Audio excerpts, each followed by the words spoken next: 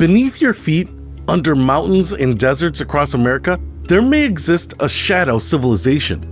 A vast network of underground cities and tunnels built with trillions of taxpayer dollars diverted from official budgets.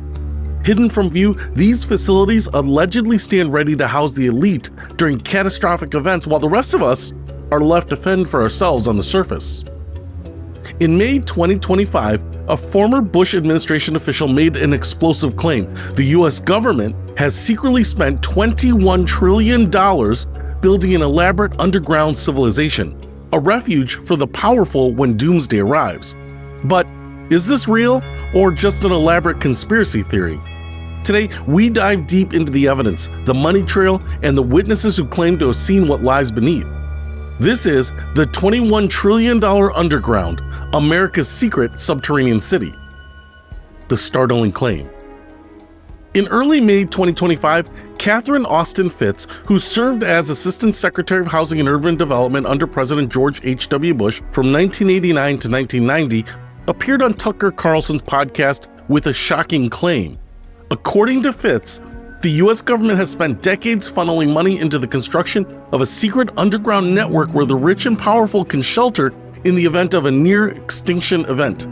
She estimated that approximately 170 such underground facilities exist across America and potentially under surrounding oceans, connected by an elaborate transportation system.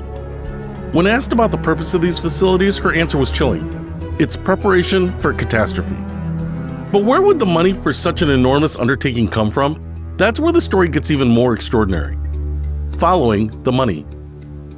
In 2017, Michigan State University economist Dr. Mark Skidmore, along with a team of researchers, uncovered something remarkable: $21 trillion in what they called unsupported adjustments in the Department of Defense and Department of Housing and Urban Development between 1998 and 2015. To put this in perspective, the entire U.S. defense budget during that period was approximately $9.2 trillion. The $21 trillion figure represents accounting entries that, according to government auditors, could not be traced, documented, or adequately explained. In one particularly striking example, in 2015, the Army reported $6.5 trillion in accounting adjustments, an astounding 54 times its approved budget of $122 billion for that year.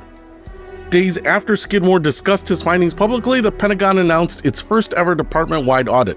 While they didn't explicitly link the two events, the timing raised eyebrows among government watchdogs. It's important to note that defense budget experts have a different interpretation of what these unsupported adjustments actually mean.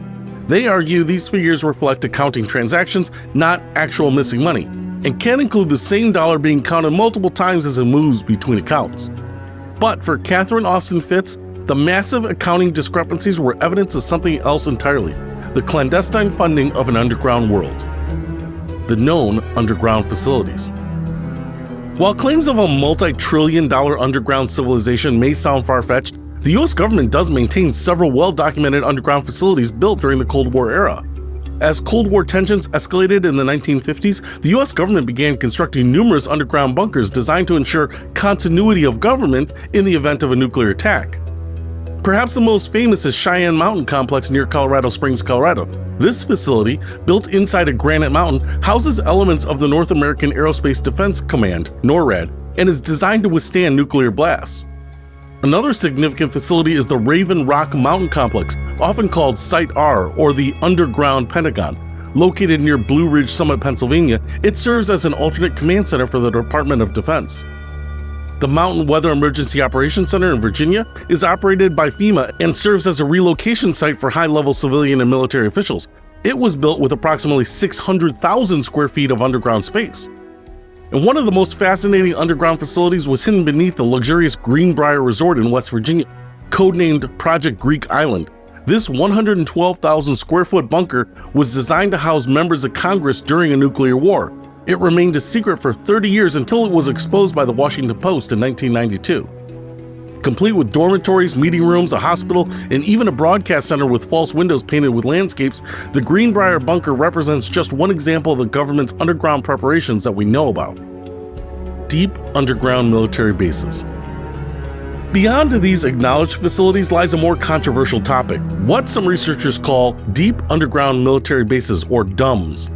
According to various researchers and whistleblowers, these facilities are far larger and more extensive than the known bunkers, extending miles beneath the Earth's surface and connected by a high-speed underground transportation system.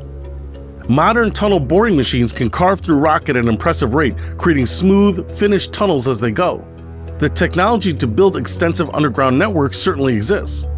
One alleged base that has attracted particular attention is under Dulce, New Mexico, on the Jicarilla Apache Reservation. Claims about this facility entered the public consciousness in the late 1970s and early 1980s through various sources, including Albuquerque businessman Paul Bernowitz. The Dulce-based story has gained such traction in popular culture that it has been compared to the Shaver mystery of the 1940s, where tales of malevolent subterranean beings were published in various science fiction magazines. It's crucial to note there is no verified evidence confirming the existence of these more elaborate DUMBs, and many claims about them originate from unverifiable sources or have been admitted fabrications, and I am under no duress to say this. No discussion of alleged underground facilities would be complete without mentioning the Denver International Airport, which has become a nexus of conspiracy theories since its construction in the 1990s. The airport's strange artwork, unusual architectural features, and the fact that it came in significantly over budget and behind schedule have fueled speculation that it conceals a massive underground complex. According to Catherine Austin Fitt's recent claims, the underground Denver facility is particularly extensive, with some reports suggesting it contains multiple levels of subterranean cities. Airport officials have consistently denied these claims, even playfully leaning into the conspiracy theories in their public relations. However, the airport does acknowledge having extensive underground facilities for luggage handling and transportation between terminals.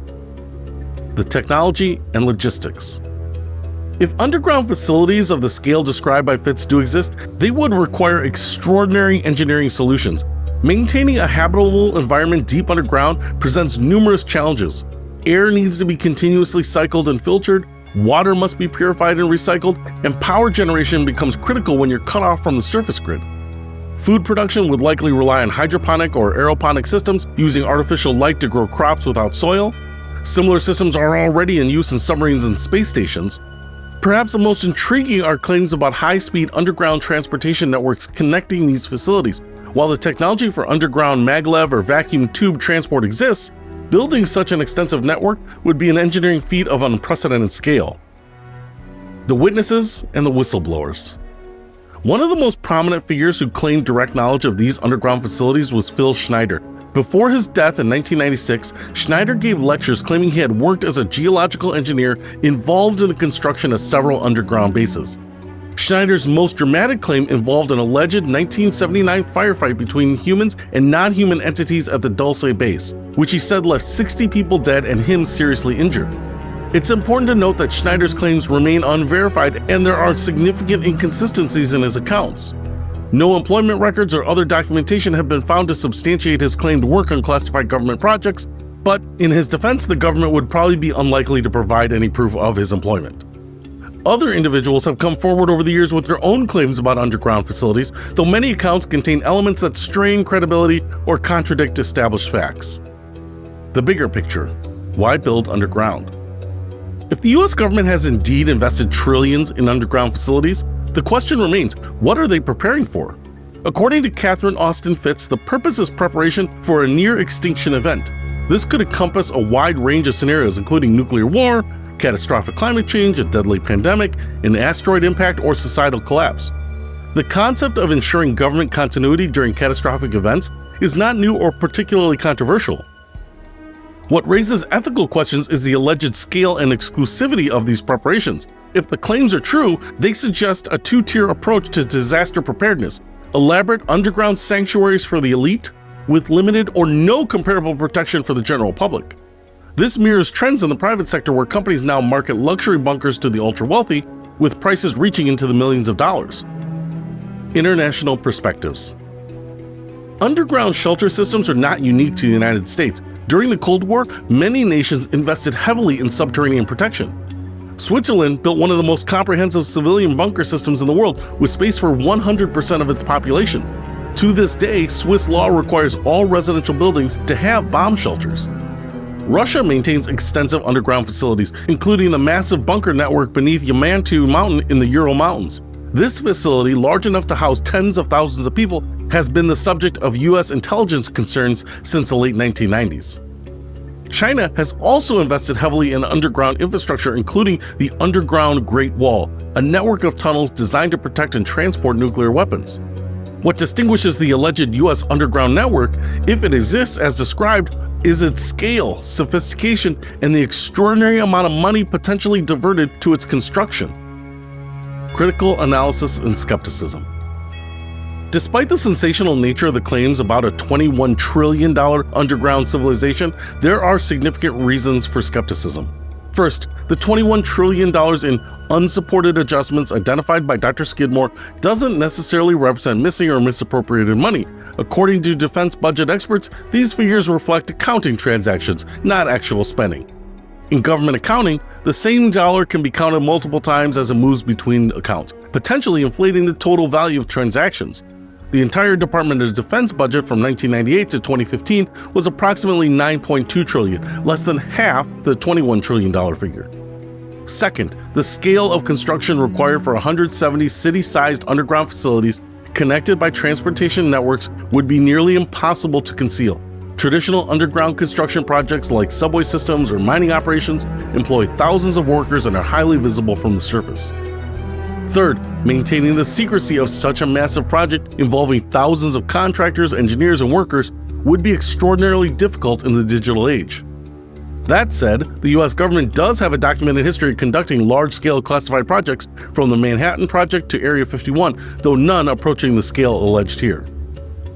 Conclusion and unanswered questions. So where does the truth lie? Are there really elaborate underground cities built with trillions in diverted funds? Or are these claims merely the latest chapter in a long history of subterranean conspiracies?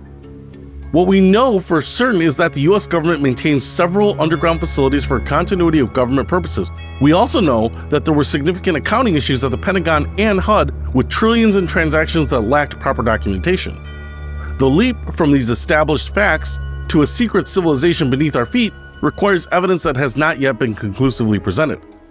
When asked if she had personally seen these underground facilities, Fitz made a startling claim. She was offered access to one, but declined, stating she would rather take her chances on the surface. With these claims being made only recently, it may be years before we know the truth. Like many things branded conspiracies for a while, it may just be a matter of time before it's common knowledge. Whether you find these claims credible or not, they raise important questions about government transparency, fiscal accountability, and disaster preparedness. If trillions are indeed being spent on underground facilities for the elite, shouldn't the public have a say in these preparations? And if these claims are unfounded, what does explain the accounting discrepancies in our nation's books? As we go on about our lives on the surface, the question remains, what really lies beneath? The truth may be deeper than we know.